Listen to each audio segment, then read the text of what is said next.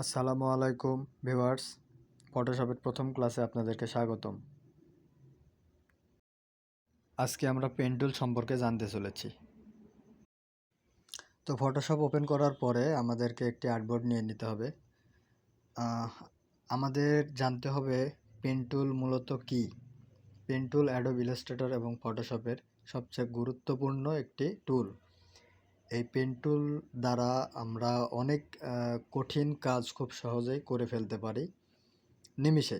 তো আজকে আমরা পেন টুল দিয়ে ব্যাকগ্রাউন্ড রিমুভ কিভাবে করে এটা মূলত জানব।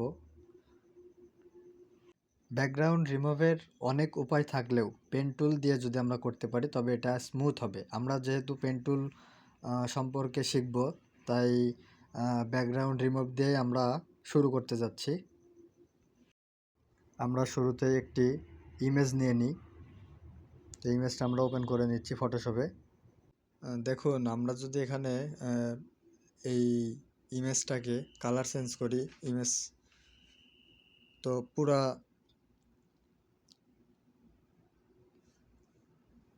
ব্যাকগ্রাউন্ডটারই কালার চেঞ্জ হয়ে যাচ্ছে, মানে ফটোটারই কালার চেঞ্জ হয়ে যাচ্ছে। তো আমরা যখন পেন টুল দিয়ে করব তখন যেই জায়গাটুকু সিলেক্ট করব শুধু সেই জায়গাটুকুর মধ্যেই কালার চেঞ্জ হবে। যেহেতু আমরা এখনও করিনি তাই পুরা বোতলটার কালারই চেঞ্জ হচ্ছে। তো আমরা এই ছোট্ট জায়গাটুকুর মধ্যে কালার চেঞ্জ করব।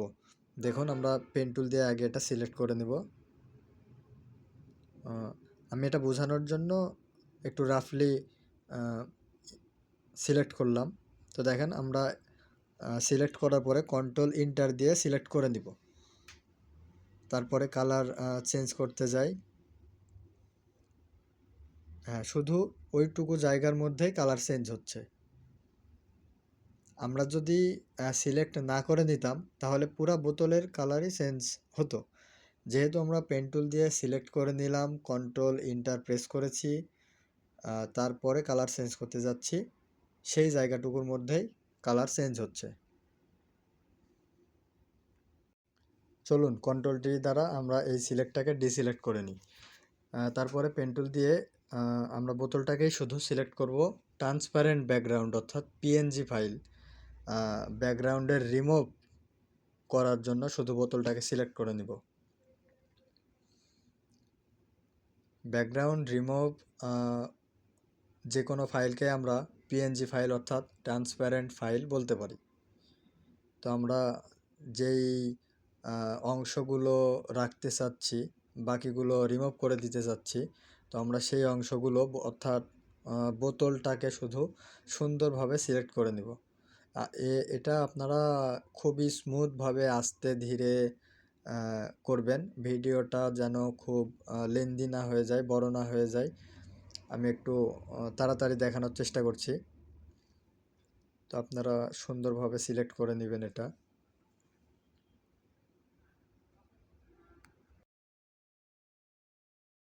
তো সিলেক্ট করা হয়ে যাবার পরে এখানে লেয়ার প্যানেলটা চালু করবেন। আপনাদের যদি না থাকে তো আপনারা উইন্ডো থেকে লেয়ার এই অপশনটা খুব সহজেই খুঁজে পাবেন। এই লেয়ারের ফটোশপে লেয়ার দ্বারাই সমস্ত কাজ দেখা হয়।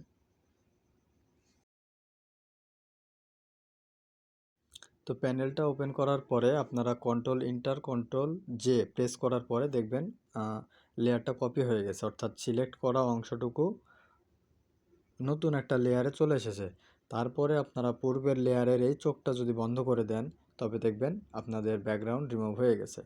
অবশ্যই সিলেক্ট করার পরে কন্ট্রোল ইন্টার দিয়ে আপনাদের সিলেক্ট করা অংশটুকু সিলেক্ট করে নেবেন। তারপরে কন্ট্রোল জে দিলে এই নতুন লেয়ার তৈরি হবে এবং আপনারা পূর্বের লেয়ারের এই চোখটা বন্ধ করে দিবেন।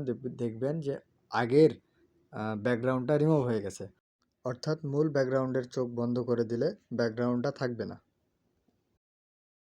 পেন টুল দিয়ে যখনই আপনারা কোনো সিলেকশনের কাজ করবেন তখন অবশ্যই আপনারা পেন টুল সিলেক্ট করার পরে উপরের এই অংশটা নামিয়ে প্যাতে সিলেক্ট করে নেবেন।